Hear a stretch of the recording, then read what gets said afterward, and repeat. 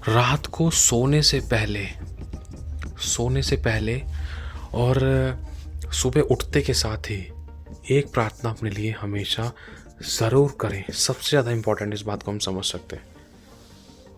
कहीं ना कहीं आप और भी बहुत प्रकार की प्रार्थनाएं कर सकते हैं, और भी तरीके से प्रार्थना कर सकते हैं, कमी नहीं है। कोई जितना प्रार्थना करें उतना अच्छी बात है, लेकिन इस प्रार्थना को हमेशा अपने रेगुलर प्रेयर्स में ज़रूर जोड़ लें।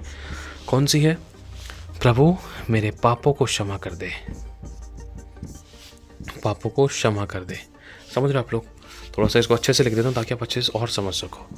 प्रभु मेरे पापों को क्षमा कर दे, तेरे लहू से धो दे, धो दे। ठीक है, ये दो शब्द हमें हमेशा याद रखने।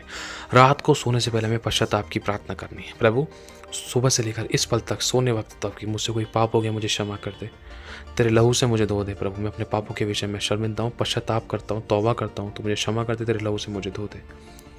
जब आप ये पश्चाताप की, पापों की क्षमा की प्रार्थना करते हो तो उसका मतलब ध्यान रखना, आप प्रभु में सुरक्षित हो। आप प्रभु के लहू की, जब आप बोलते प्रभु तेरे लहू से मुझे धोते, तो इसका मतलब आप लहू से धुल चुके हो, और जो लहू से धुल चुका है वो धर्मी है। यीशु के लहू से जो धुला हुआ है धर्मी है। धर्मी जन की प्रार्थना के प्रभाव से बहुत कुछ हो सकता है।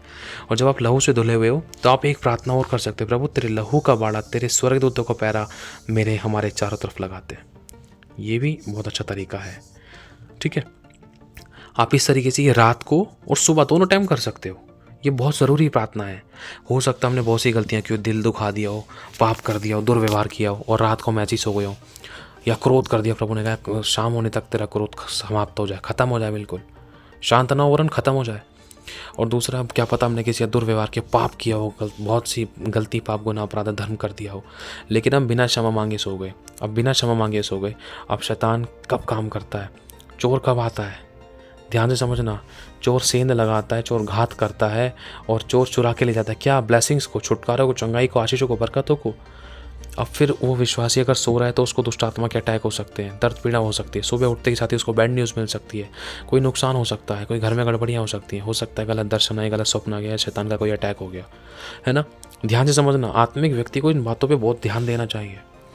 ये चीज़ हमें सिखाती है। लगता, देखने में, सुनने, समझ में छोटी लग सकती है, लेकिन बहुत इंपॉर्टेंट होती है। अब हो सकता है भाई कल तक तो ये सब सामान ठीक था, कल तक तो ठीक था, या कल तक ठीक था, घर फैमिली ठीक थी, ये मशीन ठीक थी, ये नुकसान कैसे हो गया, पैसे कैसे हो गए, लड़ाई कैसे होगी, गड़बड़ी कैसे होगी, कुड़कुड़ाहट कैसे होगी, अरे ये कैसे हो गया, वैसे हो, सो मेनी थिंग्स। अगर आप पश्चाताप करोगे आप हल्के हो जाओगे। क्यों? क्योंकि आप प्रभु के आगे अपने आप को दीन कर रहे हो, पापों को तौबा कर रहे हो। दूसरा, अगर आप लहू को अप्लाई करोगे, प्रभु तेरे लहू से मुझे धो दे, तो समझना आप एक तरीके से सुरक्षित हो। यीशु के खून को जब आपने अपने ऊपर मांग लिया, यीशु तेरे लहू से मुझे धो दे, और धर्मीजन की प्रार्थना के प्रभाव से बहुत कुछ हो सकता है।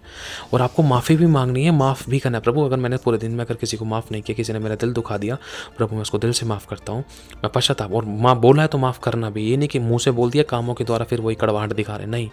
प्रभु मैं उसको माफ़ करता हूँ, माफ़ करती हूँ, प्रभु तेरे लहू से मुझे धो दे, मेरे भी पापों को क्षमा कर दे, ताकि कोई मेरी आशीष न जाए, कोई शैतानी अटैक ना हो, कोई मेरा नुकसान ना हो। क्योंकि प्रभु तेरे ही वचन में लिखा, यदि मैं किसी को माफ़ करूँगा तो तू भी मुझे माफ़ करेगा। तो प्रभु मैं माफ़ करता हूँ, तू ही मुझे माफ़ कर दे, तेरे लहू से मुझे धो दे। लहू का बाड़ा लगाना ज़रूरी है, सुबह और रात कभी भी आप ये वाली प्रेयर कर, लेकिन रेगुलर आपको प्रेयर ज़रूर करनी है। ध्यान रखना, या सुबह उठते ही करो या रात को सोने से पहले करो। हालेलुया, ये बहुत इंपॉर्टेंट प्रेयर होती है। रात को सोने से पहले बहुत ज़्यादा ज़रूरी है। हो सकता है, मैं एक उदाहरण देना चाह रहा हूँ। अब पापों की क्षमा है, पापों की क्षमा मिल गई आपको, कोई आपकी ब्लेसिंग आ रही है, आपने पापों की क्षमा मांग के और आप पश्चाताप करके यीशु के लहू को अप्लाई करके आप सो गए। हो सकता है कोई आपकी ब्लेसिंग आ रही है और वो सीधा आपके जीवन में एंटर करे। हो सकता है सुबह उठो तो आप गुड न्यूज़ के साथ उठो, आप शांति को देखो, चैन को देखो, विश्राम को देखो, आराम को देखो, रक्षा सुरक्षा को देखो, परमेश्वर की ओर से बड़ी गवाहियों को देखो, बड़े बचाव को देखो। समझ रहे हो? और शैतान आपकी गवाही को ख़राब ना कर सके। और आप इस बात को भी अनुभव, आपको ये वाली बात ही पता चल जाए, हाँ अगर मैं पश्चाताप की प्रार्थना नहीं करता, अगर मैं माफ़ी नहीं मांगता प्रभु से, अगर लहू को नहीं लगाता, अगर रात को मैं प्रार्थना करके नहीं सोता इस तरीके से पश्चाताप की, तो हो सकता है ये अटैक हो सकता था, हो सकता है नुकसान हो सकता था। नुकसान यहाँ तक तो आया था, लेकिन मेरे को छू नहीं सका। उस भाई को निकाल दिया जॉब से, वहाँ से उसको निकाल दिया, मेरे अगल बगल वालों को निकाल दिया, लेकिन मेरे को छुआ तक नहीं। हाँ, ऐसा हो सकता है कि हाँ, मैंने पश्चाताप किया, माफ़ी माँगी प्रभु से, प्रभु की दया माँगी, प्रभु की क्षमा माँगी, तो हो सकता है शैतान का अटैक मुझ पर, मेरी नौकरी, बिज़नेस पर नहीं हो सका, है ना? उदाहरण के तौर पर शैतान किसी भी प्रकार से किसी भी चीज़ पर अटैक कर सकता था, तो हमें सावधानी बरतनी पहले से ही, पापों की क्षमा माँगकर यीशु के लहू को अप्लाई करके एक नई शुरुआत करनी है।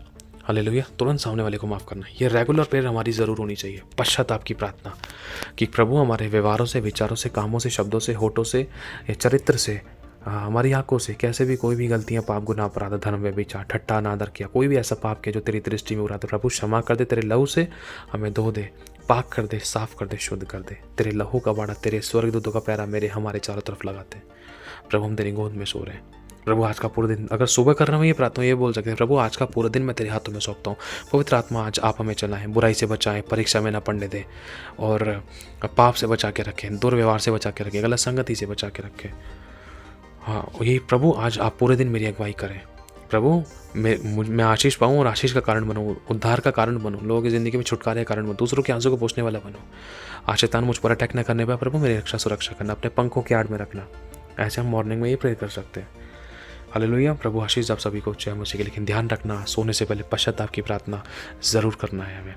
हो सकता है हमने पूरे दिन में बहुत सी गलतियाँ की हों और हम उसके विषय माफ़ी भी नहीं मांग रहे हैं, हम बहुत कठोर हो गए थे। नहीं, कठोर नहीं होना है। जो इंसान बोलता है फिर वो काटता है। हमें रात को खुदा के आगे तो दीन होना ज़रूरी है, खुदा के आगे बहुत ज़्यादा ज़रूरी है। मालिक है वो मालिक, खुदा अगर विरोध में खड़ा हो गया तो कोई और नहीं है बचाने वाला। इसलिए प्रभु के आगे दीन होकर आओ, पश्चाताप करो, क्योंकि लिखा है मन फिराओ, परमेश्वर के पास लौट आओ, ताकि तुम्हारे पाप मिटाए जाए।